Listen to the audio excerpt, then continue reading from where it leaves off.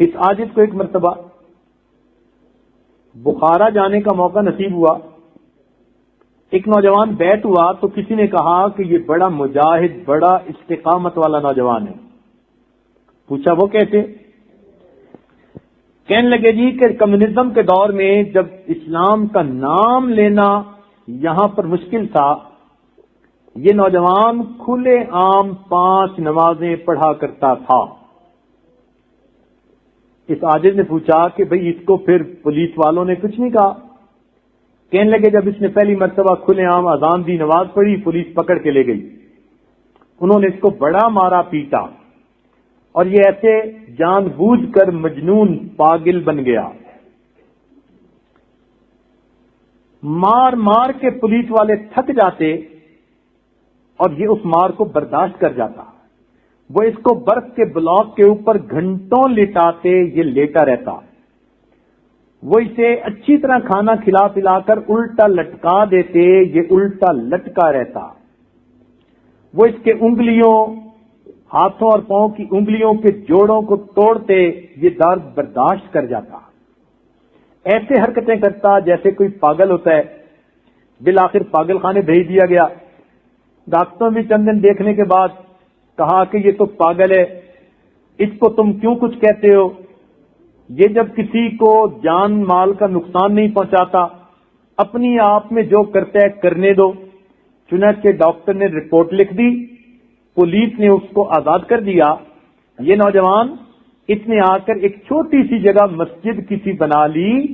یہ دن میں 5 مرتبہ اذان دیتا اور 5 مرتبہ کھلے عام نماز پڑھتا. میں نے اس نوجوان سے پوچھا کہ آپ کو کتنا مارا گیا؟ اس نوجوان نے اپنی کمر کھولی. جب اس نے اپنا کپڑا ہٹایا، میں نے اپنی زندگی میں شاید ایسی کمر کسی کی نہ دیکھی ہو. کوئی 1 انچ کمر کا ایسا نہیں تھا جہاں پہ زخم کے نشان نظر نہ آ رہے ہوں. مگر استقامت کا پہاڑ وہ نوجوان کہ اپنے ایمان کا سودا نہیں کیا، سب تکلیفیں برداشت کر گیا اور اس نے اپنے ایمان کو محفوظ کر لیا. سمرقند میں اس عاجز نے ایک مرتبہ جمعے کی نماز پڑھائی. کچھ نوجوان آئے کہ حضرت آپ ہمارے گھر آئیں، ہماری والدہ آپ سے ملنا چاہتی ہے. اس عاجز نے پہلے تو انکار کیا کہ بھئی یہاں اتنے سارے لوگ ہیں، مسجد میں کیسے آؤں؟ مفتی اعظم سمرقند کہنے لگے کہ نہیں حضرت جانا ضرور ہے، میں بھی ساتھ چلوں گا. خیر ہاں کر دی. راستے میں مفتی صاحب نے بتایا کہ حضرت ہمارے والد بتایا کرتے تھے کہ جس عورت کو ملنے جا رہے ہیں اس وقت اس کی عمر ہے 90 سال. جب کمیونزم آیا، دہریت کا طوفان آیا تو اس کی عمر تھی 20 سال. یہ لڑکی بہت ہی زیادہ خوبصورت تھی، پڑھی لکھی سمجھدار تھی اور اس کے دل میں ایمان بڑا مضبوط تھا.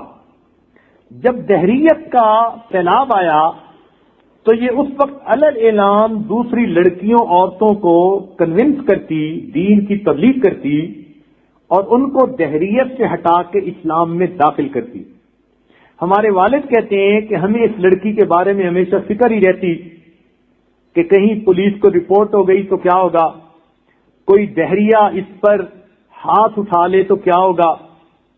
ہم اسے بہت سمجھاتے کہ تو بیٹی ہے، لڑکی ہے، تیری جان کا بھی مسئلہ، تیری عزت کا بھی مسئلہ، مگر اس کو ذرا خوف نہیں تھا. وہ کہتی کہ اللہ میرا محافظ ہے، میں نہیں دیکھ سکتی کہ کوئی اللہ کے وجود کا انکار کرے، لہذا میری جان کا خطرہ ہے یا عزت کا خطرہ ہے، جو بھی ہے میں تو دین کی دعوت دوں گی. اس نے ہزاروں لڑکیوں کو کلمہ پڑھایا اور یہ ان کے ایمان لانے کا سبب بنی.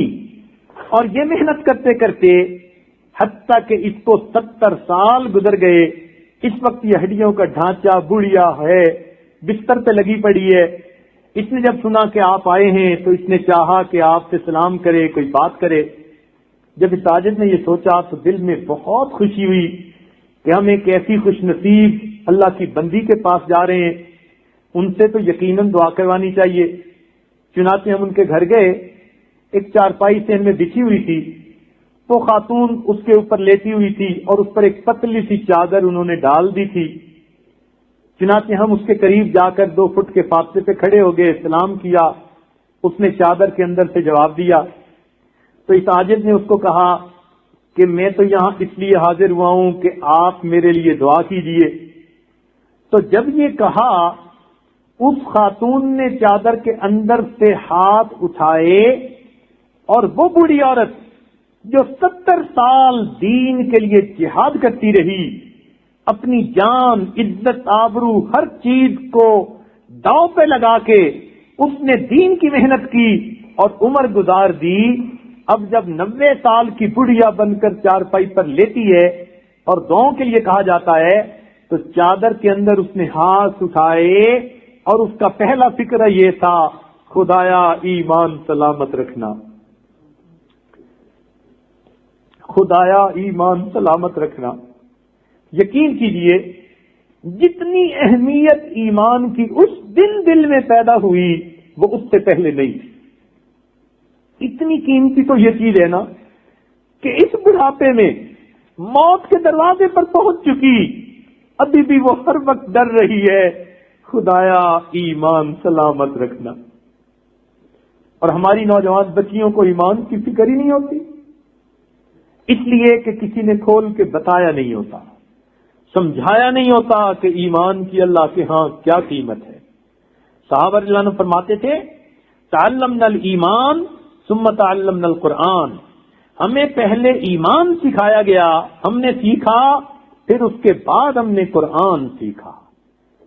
اسی وجہ سے اس عاجز نے بھی آج پہلا مضمون یہی ایمان کا رکھا کہ باقی باتیں بعد میں, ایمان کی اہمیت تو واضح کریں, پتہ ہو کہ ہم نے اللہ تعالیٰ کو بن دیکھے مانا ہے, یہ کتنی بڑی نعمت ہے جو پروردگار عالم نے ہمیں عطا کی ہے.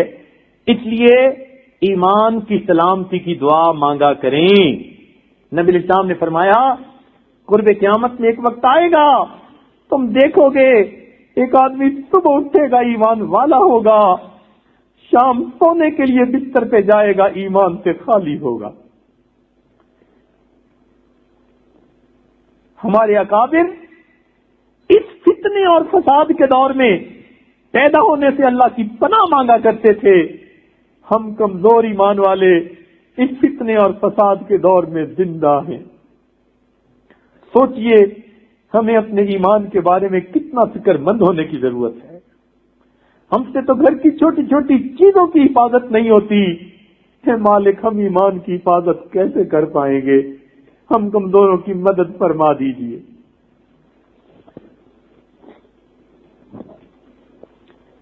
امام احمد بن حنبل رحمۃ اللہ علیہ, جنہوں نے مسئلہ خلق قرآن میں کوڑے برداشت کر لیے, ان کے بارے میں آتا ہے کہ جب آخری وقت آیا تو طلباء نے کلمہ پڑھنا شروع کر دیا.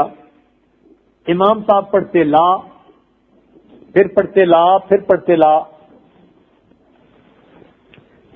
تھوڑی دیر بعد طبیعت سنبھل گئی تو شاگردوں نے پوچھا کہ حضرت آپ پورا کلمہ کیوں نہیں پڑھ رہے تھے؟ تو فرمایا کہ شیطان اس وقت میرے سامنے آیا اور مجھے کہہ رہا تھا کہ احمد بن حنبل تم تو ایمان بچا کے چلے گئے, اور میں کہہ رہا تھا لا, نہیں نہیں او مردود, جب تک میری روح نکل نہیں جاتی, آخری سانس ہو نہیں جاتا, اس وقت تک میں تیرے ہتھ کنڈوں سے عمل میں نہیں ہوں. تو ہمارے اکابر کو آخری لمحے تک ایمان کی فکر ہوتی تھی. ہمیں بھی یہ فکر ہونی چاہیے. شک سے بچیں, شریعت کی, دین کی بات میں کوئی شک نہیں ہونا چاہیے. شک سے بندے کا ایمان ہی ضائع ہو جاتا ہے. اس لیے قرآن پاک کے شروع میں اللہ تعالیٰ نے فرما دیا, ذالک الکتاب لا ریب فیہ ھدی للمتقین. ھدی للمتقین کہنے سے پہلے بات کھول دی, اس میں کوئی شک نہیں, اس لیے کہ شک کی نظر پڑو گے تو تمہیں پھر اس سے بھی ہدایت نصیب نہیں ہوگی. نبی الاسلام نے دعا مانگی, اللہم انی اعوذ بک من الشک والشرک والشقاق والنفاق وسوء الاخلاق. شرک سے بھی پہلے شک شک سے حفاظت کی دعا مانگی. اور آج عورتیں دین کے معاملے میں ذرا ذرا سی بات پہ شک میں آ جاتی ہیں، پتہ نہیں کیا ہوگا. ہمیں ایمان کے بارے میں کوئی شک نہیں. اس لیے امام اعظم ابو حنیفہ رحمۃ اللہ علیہ، اللہ ان کو کروڑوں کروڑوں رحمتیں برکتیں عطا فرمائے، ان سے پوچھا گیا آپ مومن ہیں؟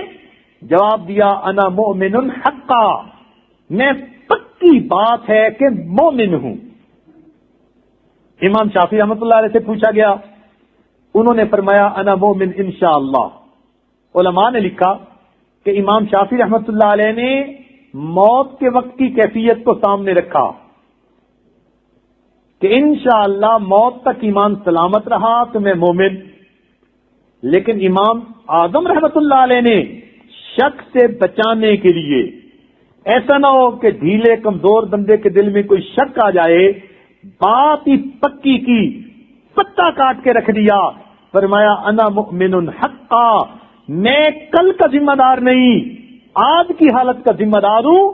الحمدللہ یقین سے کہہ رہا ہوں کہ میرے دل میں کوئی شک نہیں، مجھے اللہ پر پکا ایمان نصیب ہے. یہ ہوتا ہے چٹان پاؤں کے نیچے ہونا. تو ایسا ہمیں ایمان نصیب ہونا چاہیے. اس ایمان کی خاطر ہمارے اکابر نے بڑی قربانیاں دی. انشاءاللہ کسی دوسری محفل میں اس کے بارے میں بھی بتا دیں گے.